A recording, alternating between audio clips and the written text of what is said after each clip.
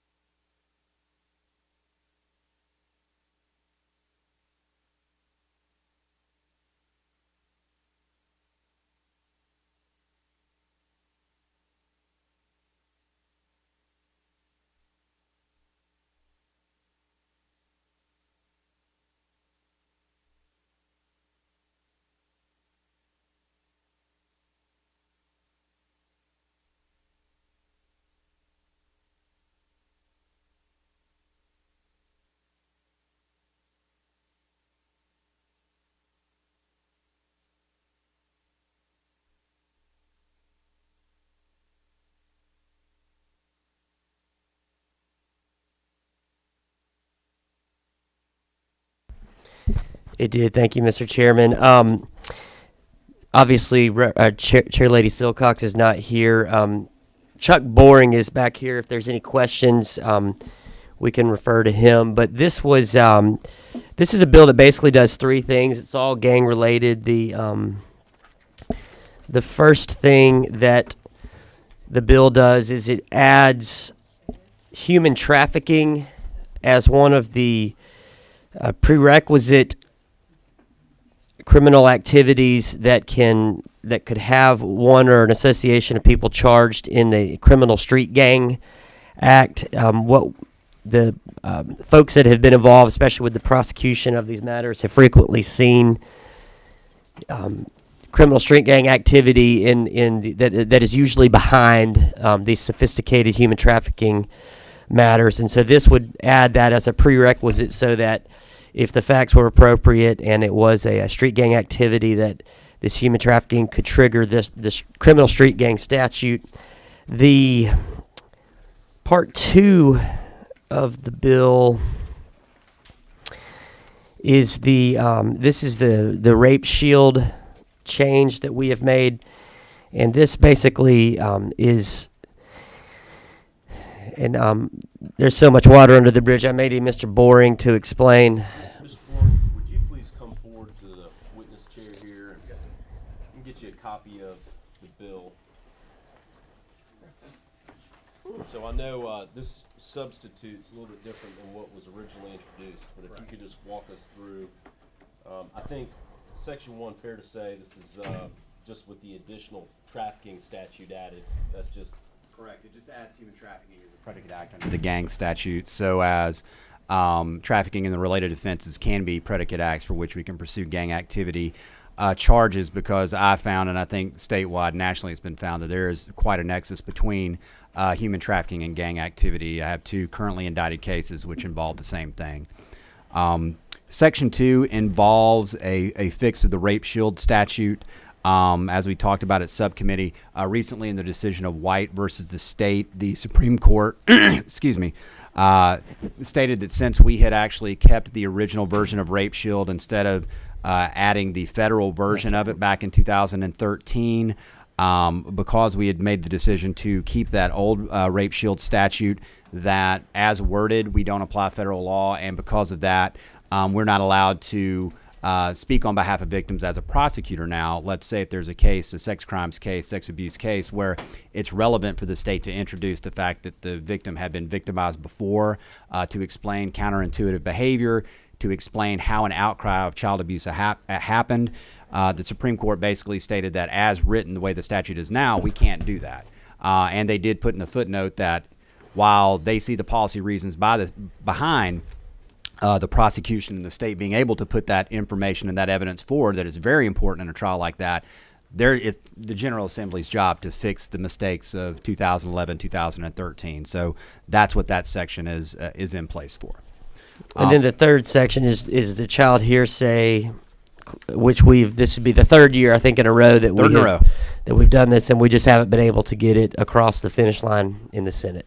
Correct. All it does is change the effective date upon how you apply it to trials. It was just basically one of those unintentional errors. They tried to fix the statute after the evidence code, and when they tried to fix the statute, they put it in with Title 17 crimes, which unfortunately deal with date of offense instead of effective date of signing the section into law and applying to motions and trials afterward. Did the Senate I know the Senate gave a great deal of consideration when the new evidence code was adopted, and I wasn't in the General Assembly at the time, but that's my understanding.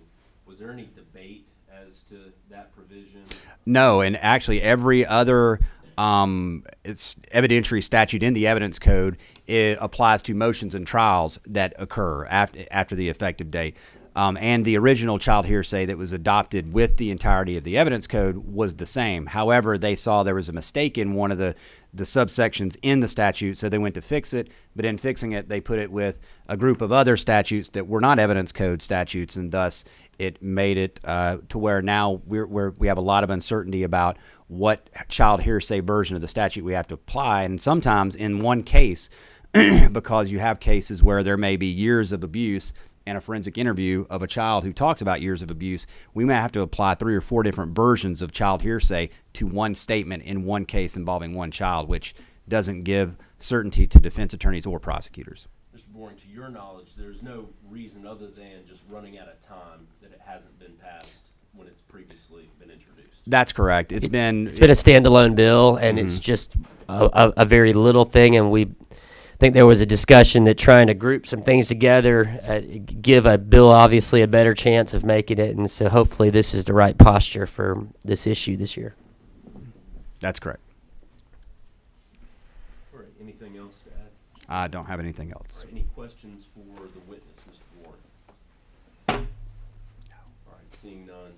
Thank you, Mr. Warren. Thank you. Appreciate your time. All right, so Mr. Vice Chairman, anything to add? This bill was received very favorably by the committee and unanimously received support for a motion to pass. All right. Thank you to the Vice Chairman. And are there any questions for Vice Chairman Reeves? And I didn't state it before, but let me just read the LC number. It's LC 289259S. All right, see a question. Representative Kennedy. Good morning, everyone. Quick question about the use of the word complaining witnesses.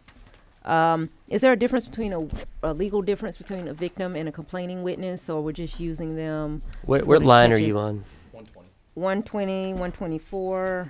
It's a few times here. Well, it might be on 2 parts. Yeah, 120 and 124. Or actually 117, 120, and 124. I would probably defer to Mr. Boring on that. Sorry. The victim would be the person that would be the victim in a particular place. A complaining witness could be. Yeah, and complaining witness is also the language that's used, I believe, in the federal statute. We've had federal statute and the old statute, and so this one incorporates both terms just so there's not an argument to say, well, maybe she's not a victim. We're arguing she wasn't actually victimized, so it kind of can cover both of those. So it's just to make sure the bases are covered. Okay, but they're the same. But victim and complaining witness are essentially Yes, the same. Okay. yes. Okay.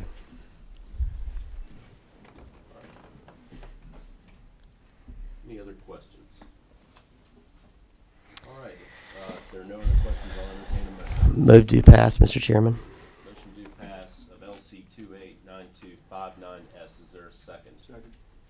All right, there's a motion and second. Any amendments, further discussion or debate?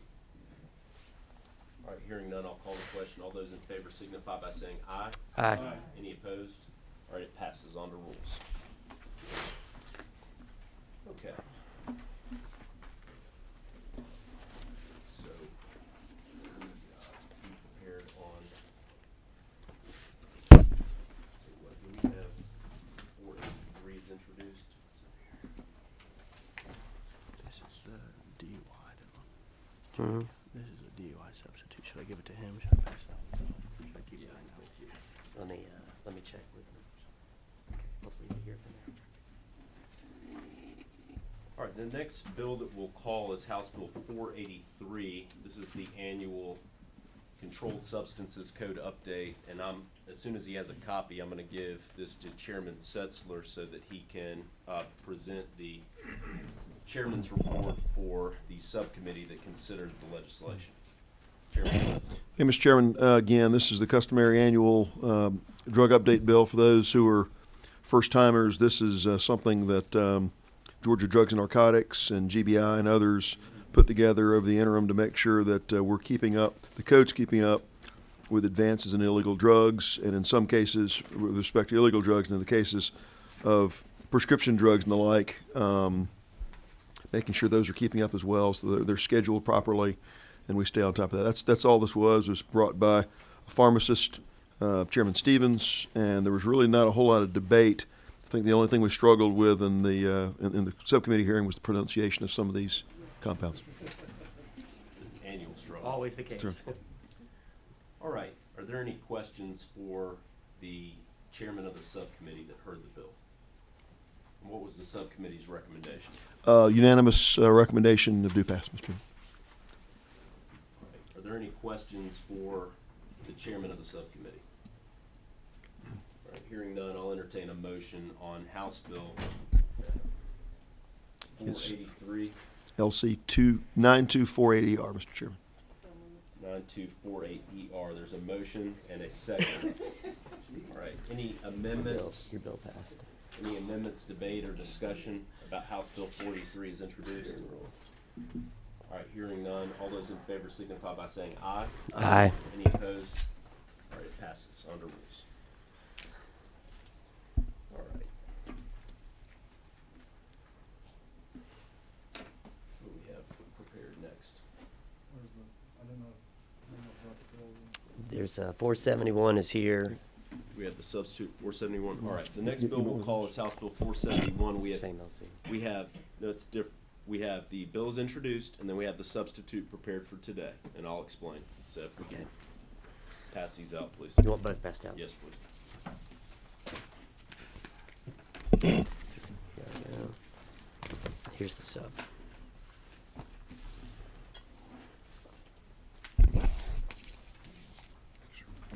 They all have Yeah, substitutes. pass them All right. Martin, you take one.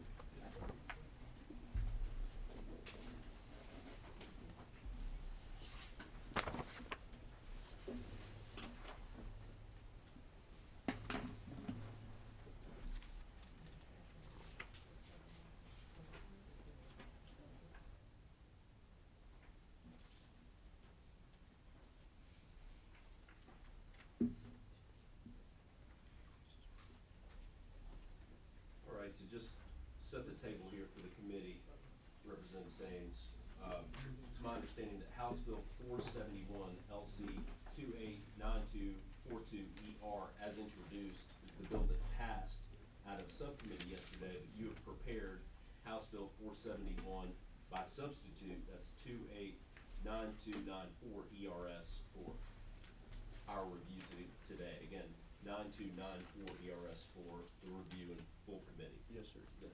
Will you hit your number, please? All right, at this time, I'll recognize Representative Sains.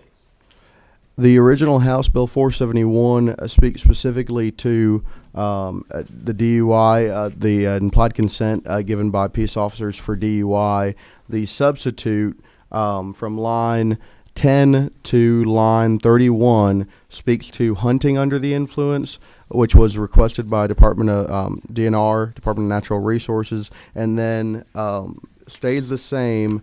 It speaks to DUI again from line 32, section 2, to line 90, and then to on line 91 it starts boating under the influence, which so the hunting and the boating are both add-ons to this. If it pleases the committee, I'll speak to the the DUI provisions. They are all mirrored elements. I think the largest element of it is speaking to the Elliott decision of taking away the possibility of utilizing in court a intoxilizer if a subject does not want to voluntarily do that.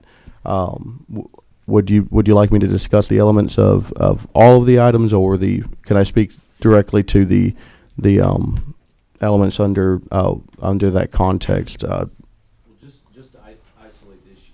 Okay, so And if you suspend for just a minute. So what you're saying is the substitute, the only difference in the substitute is we've added it for hunting under the influence and boating under the influence. Otherwise, the underlying language is unchanged. Is that correct? yes, sir. Boating.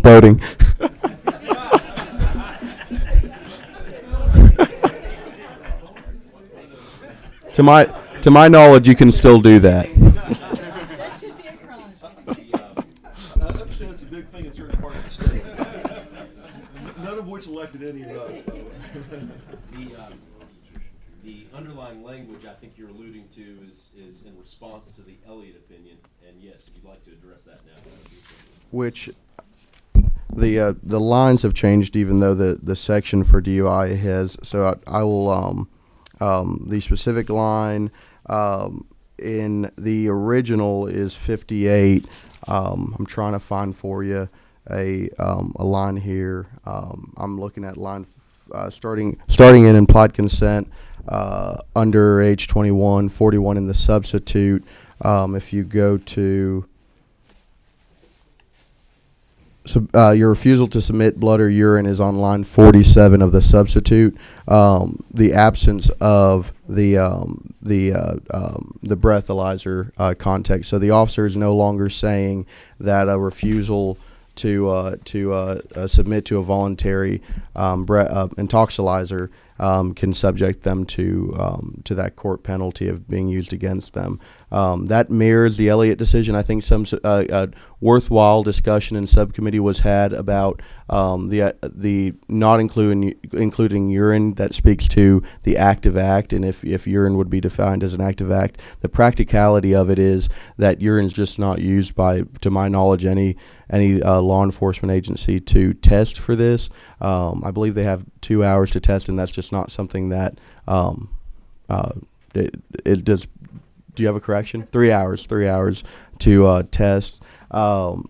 It's just not used, but I think it would be the context of this. It'd be worth just leaving that there, looking at possibly doing a study committee, but being able to say that this bill specifically speaks to the Elliott opinion and affirms that decision by taking out the breathalyzer. I think if we go any further, we're starting to guess what the courts might discuss, and what is above my understanding in being able to modify it further. I wouldn't argue that there isn't room to do that. I just think this would be the simplest by leaving it as a pure mirror of the Elliott decision. Nope. Are there any questions for the sponsor? All right, hearing none. We don't generally have a great deal of witness testimony in full committee, but because of the issue and the opinion that came in the midst of the legislative session, I'll open it up at this time. Are there any witnesses here who would like to speak to House Bill 471, the substitute specifically that is before the committee today? I think that we just want to. Ms. Woodard, if you just come forward and have a seat. Thank you very much. Would you please introduce yourself? Stephanie Woodard here on behalf of the Solicitors General's Association and the Prosecuting Attorneys Council. I just want to say from the massive number of calls that I've been getting from law enforcement, particularly the chief in Savannah with St. Patrick's Day coming up and all of the implications there, you have no idea the appreciation and support that law enforcement feels statewide, that this body's willing to move this quickly. And the measures that the chairman has gone through to allow everyone to have a voice is just appreciated and impressive. We were concerned about the inclusion of hunting because now the Constitution says you have a right to hunt, but I think we found language that says, and so we were thinking that we may need to change privilege to right, but there's some language we've just looked at that says that is subject to management by the laws and public safety. So I think we're okay on the substitution wording as before you. Thank you. While you're here, in subcommittee, we discussed that the language that has been put forward here in House Bill 471, it's law enforcement's belief that that this is constitutional. Correct. What we're proposing here, and that all parties involved are comfortable with this language as proposed in this bill, understanding that the same language has now been applied to other Absolutely. statutes. But is that your position? It is. Very good. Any questions from Ms. Woodard? Chairman Smith? Thank you, Mr. Chairman. Ms. Woodard, thank you for being here, and I appreciate the context for us, because it does, so sometimes we feel like we're doing things that are laying the groundwork for longer things, but there's some exigency to this. Where's the language you're referring to on the privilege versus right? So when we added hunting and mirrored the Georgia, do we have a copy of it? The language that we changed for implied consent says, no, I need the bill. I got that. Thank you, I'm sorry. Yeah. Georgia has conditioned your license to hunt. Language, we were concerned that condition the license to hunt because it was added as a constitutional right previously, but there is subsequent language in the constitutional amendment that says subject to safety administration by the governing officials. So. I get it, and I would just say, Mr. Chairman, and I don't want to create any stir here. I do think, I mean, I would just ask parenthetically in furtherance of moving this today and acting on it, can there be a discussion about that term? Yes, sir. I say that because there's almost this sort of counterpoint of rights and privileges. I almost Correct. wonder if there's your ability to hunt, your something that is decidedly not privilege, because privilege colors in the minds of some as being one thing versus another. I didn't articulate that well, but I think people would use the term privilege as distinct from right, whereas this really gets at your ability, your opportunity, your ability to fully exercise that. And I don't want to create a controversy in this bill for the gentleman or for us, and something that needs to move through very quickly. It becomes a Senate fight. It gets polarized. Exactly. So driving and boating is clearly a privilege. Hunting's now a constitutional right, Yeah. but you can lose that right by being convicted of a felony and other issues. So we will look at that language. I think we're okay, but we'll look at the language and how. I'm not saying there's legal significance. I'm just saying, if from the standpoint of, I don't want this to become a polarized issue. Yes, sir. If we could use the word ability, opportunity, something that. Could we change it to right to hunt? Or right to hunt? Well, no, because you're not. Ability? Because you're not losing your right. I think it's I just think we do. I think we do well to, Mr. Chairman, if we could just. Is it gentleman proposing an amendment? I will, Mr. Chairman. I just want to make sure that we. I don't want to make a 5-minute decision in 30 seconds. That's all I'm saying. I just want, is there some deliberation about what would be the best word? Would you like to, and I'm not necessarily recommending this, I'm just asking, would you like to maybe offline speak with you, and maybe the sponsor can speak with any interested parties here to discuss some language, and we can potentially, if it's agreeable, table the bill for now and come back to it later in this meeting? Mr. Chairman, I think we can. Yeah, if you could just postpone consideration for a moment, we could probably land on something that could work. All right. I don't want to create an issue where there is none. I do see a button on. Is there any objection to tabling this for later in this meeting today? So there'll be full opportunity for any questions later today. Mr. Bodie, any objection?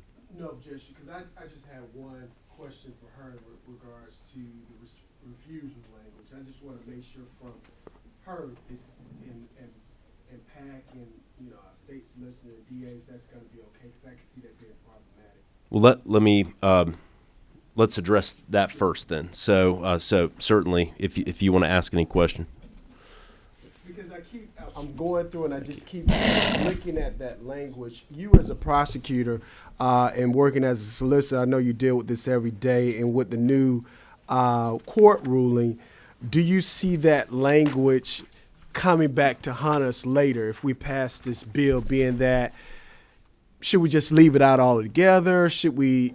I mean, because I'm still thinking of the old implied consent, and we just had a full hearing the other day where the experts came and updated us, and as well as last counsel on the new opinion. I just don't want that coming back on us to hurt us later in an appellate court opinion, when we can actually leave it out or modify it. So what's your thoughts? I really appreciate your concern. I'm old enough to have been here during the first implied consent, and we had 4 cards that were signified. We colored the cards for the officers so they'd know what was the current.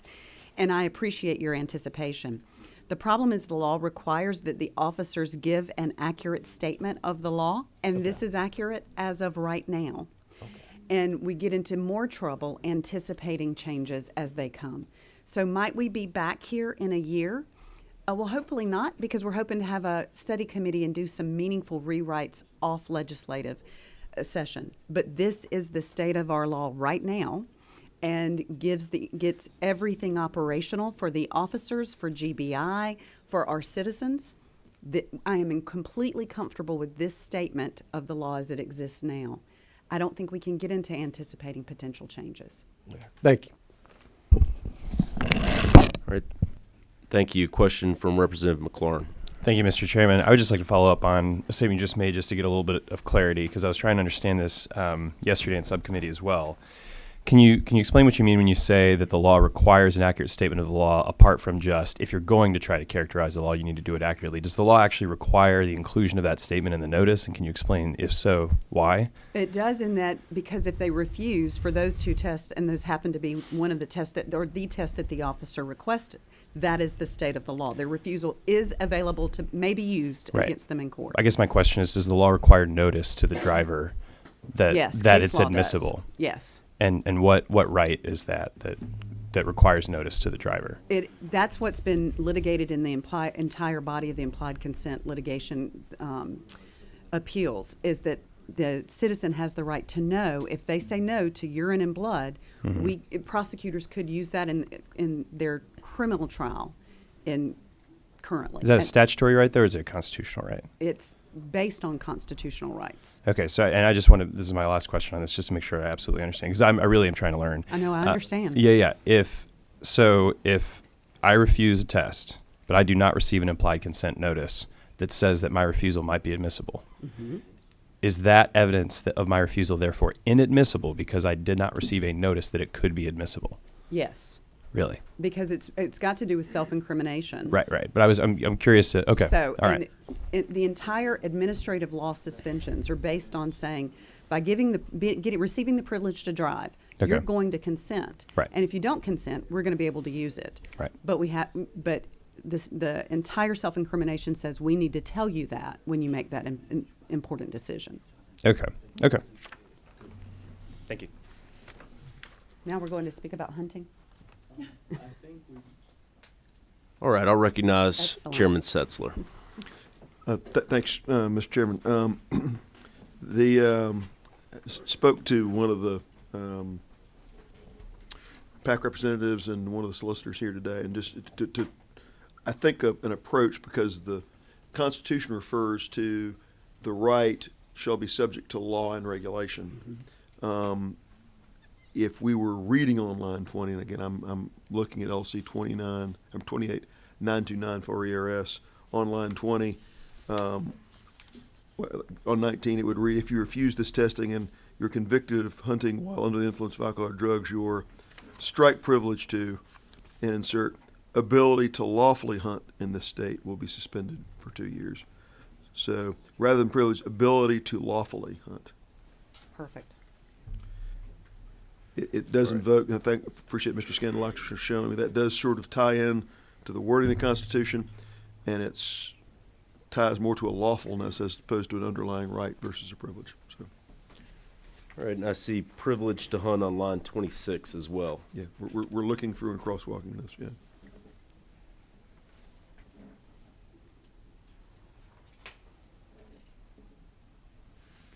So privilege to replaced by ability to lawfully. And we're scouring it to find other examples of that, Mr. Chairman. Yeah.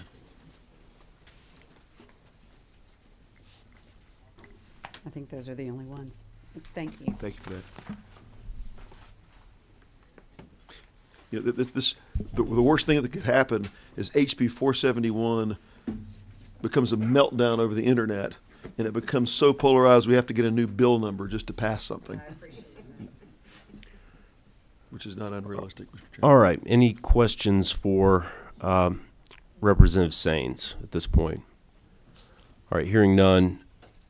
And if it's all right, I think we'll move forward. I think well, what was the outcome of the subcommittee that heard this, Chairman Setzler? We did have some discussion. I appreciate Representative McLaurin really highlighted some concerns about moving forward the blood and urine component, big admissible, and I think we all kind of agreed that this captures where the Supreme Court is now.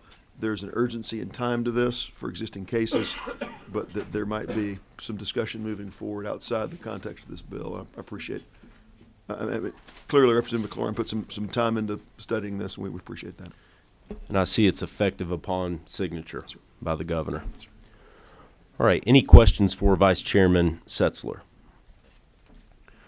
All right. Seeing none at this point in time, I'll accept a motion. All right, there's a motion to pass LC 289294 ERS, a substitute to House Bill 471. Is there a second? Second.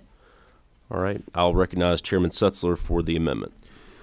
Mr. Chairman, as alluded to earlier, members of the committee, on lines 20 and 26, we would strike the words privilege to on both lines, and in lieu of privilege to, insert ability to lawfully.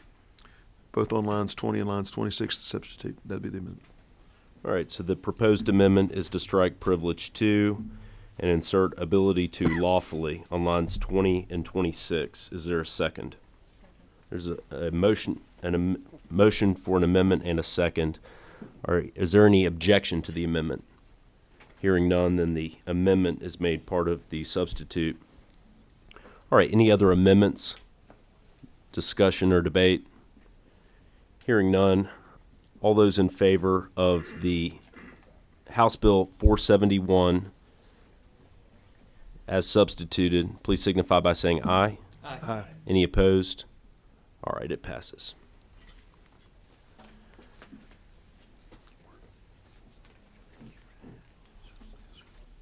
All right, and a substitute to House Bill 282, I understand, has been handed out. This is LC 289223S. At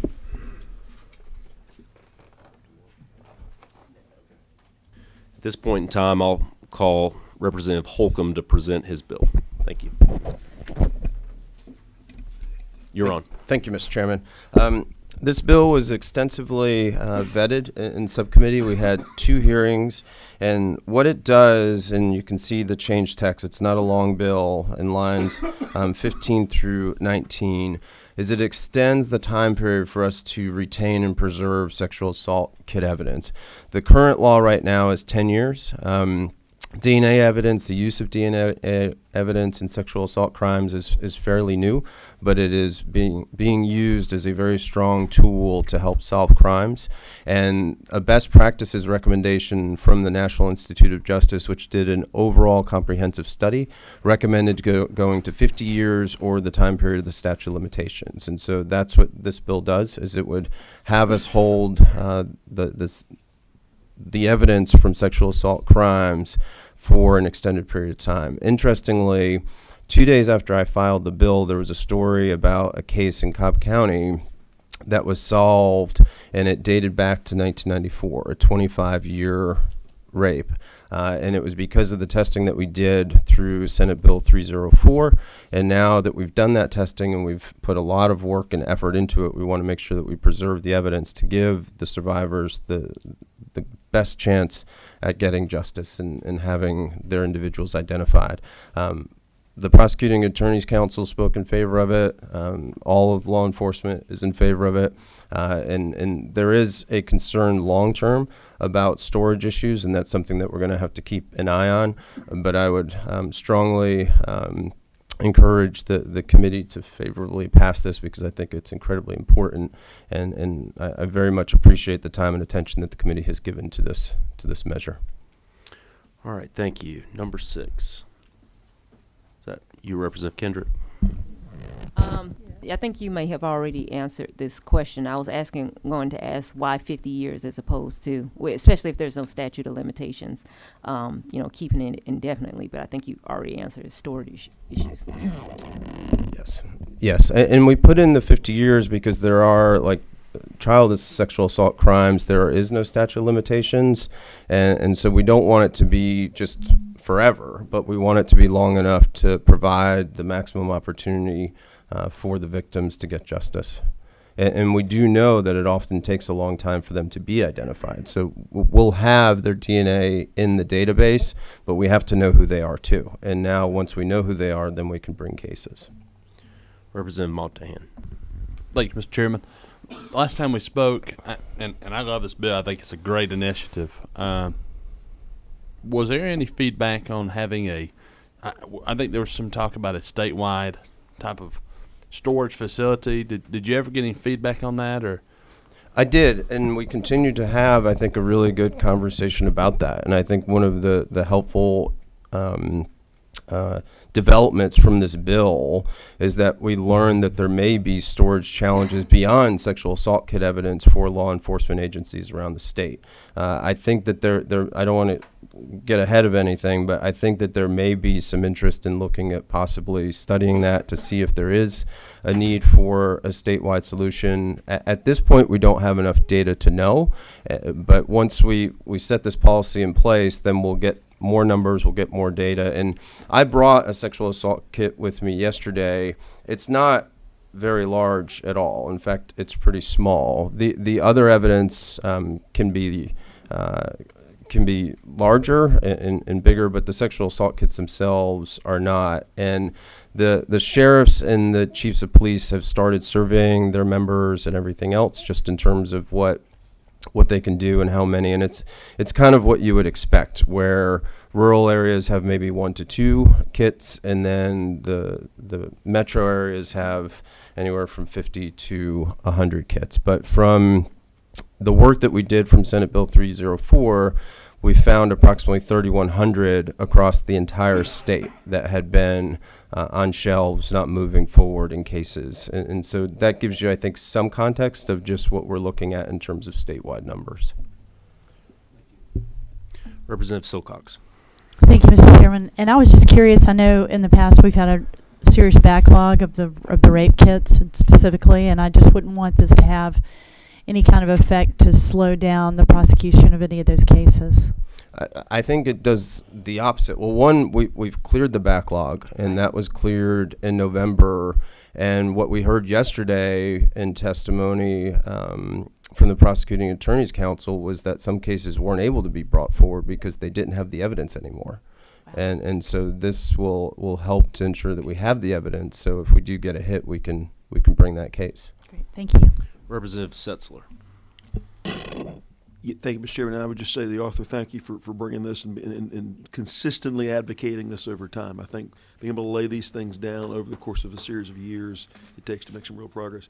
Mr. Chairman, I would just say in the subcommittee, the discussion around is 50 years of rape kits and other related evidence, or to just drop on law enforcement agencies today from the last 50 years, I think there'd be a real concern with storing that. I think in the discussion, though, that if we were to not extend this to 50 or extend it to 20 or 30, it doesn't change things for the next. That might affect things from between now and 2030, 2040, but giving certainty to this, putting this in place, if anything, creates an impetus that we need a long-term solution. That by enacting a 50-year standard, it might inform the system that we really need over time. At some point, we're going to really need to act from a central storage perspective, if that is in fact the case. but we do better to go ahead and provide finality to that than to sort of take a small step. So I think I appreciate the gentleman's approach to this and appreciate the subcommittee's support. Thank you, Mr. Chairman. Representative Dickerson?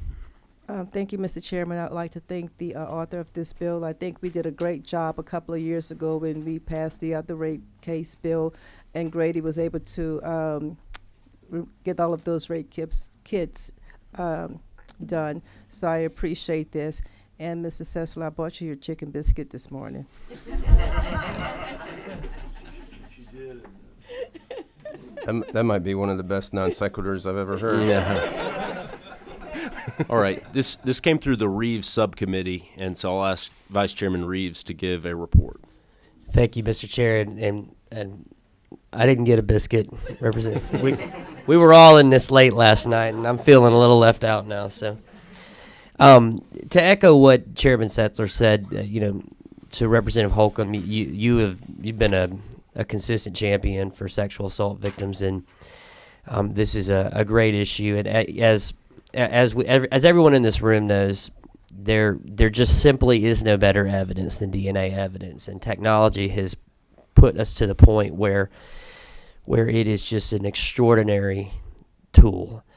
And realizing that there is some DNA evidence that is in its 10th year and sitting on the shelf, and it's about to be purged. It's sitting there, and that could be the key to solving something next year. The need to do this, and obviously we discussed the years. Is 30 the right number, 40, 50, and I think that erring on the higher side was the right thing to do.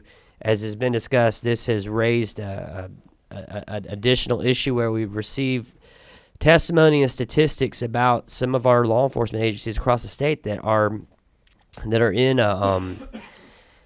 that just do not have a lot of resources with this. And so I agree completely with Chairman Setzler that this I don't think is going to be this isn't going to send anybody over the top in the next few years, but we have a long-term conversation that we've got to have about best practices and maintaining this type of evidence. And if a statewide facility is the direction that we need to go, then that's a conversation that needs to happen. So this bill is not only has value in and of itself, but it's truly raised the issue for a greater need out there that we will certainly in the next few years even have more of a need for. So this bill and issue was very well received by the committee and moved for favorable passage without exception.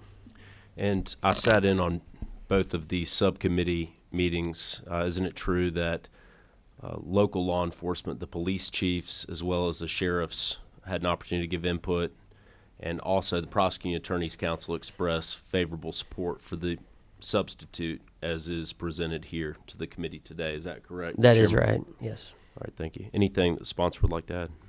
The only other thing, Mr. Chairman, is also the defense lawyers, because one thing that can be used is the DNA evidence can also be used to exonerate individuals as Thank well you. as to identify. Yes, sir. All right. Is there anyone here who would like to speak to the bill? All right, seeing none. If there's nothing else I don't see any flashing numbers, so at this point in time, I'll accept a motion. Move to pass, Mr. Chairman. There's a motion to pass LC 289223S, House Bill 282, pursuant to a substitute. There's a motion and second. Any amendments, discussion, or debate? All right, hearing none. All those in favor signify by saying aye. Aye. Any opposed? All right, it's on to rules. Thank you very much. Thank you. All right, so for scheduling matters, I'll just tell you what we anticipate at this point. We have several important bills which members are continuing to work on that are in the committee right now. And my objective between now and crossover day is to hold committee meetings as legislation is ready and prepared. And I know that that at this point we don't know exactly when these bills might be ready, and that legislative council only has so much time and to take on all these different bills. But there is important legislation still pending. So I would ask you to please hold Monday morning at 8 a.m. for a potential meeting. If you would just check your email, we'll notify you when we're ready to proceed, or if if we have an agenda that we're prepared to announce. And then between now and next Thursday, we will likely set at least one subcommittee day. Probably it would be Monday afternoon or Tuesday afternoon. So if you'd please be mindful with your schedules for that, we would appreciate it. All right, if there's nothing further. Oh, yes, sir. And I know there's 3 freshmen on this committee. Next week is going to be long days. The 3 days that we're in. So it is possible, you know, as the chairman said, we may be meeting. Just please try to be available even in the evening, because it very well may be that that's when we have to take these issues up. All right, thank you. All right, we're adjourned.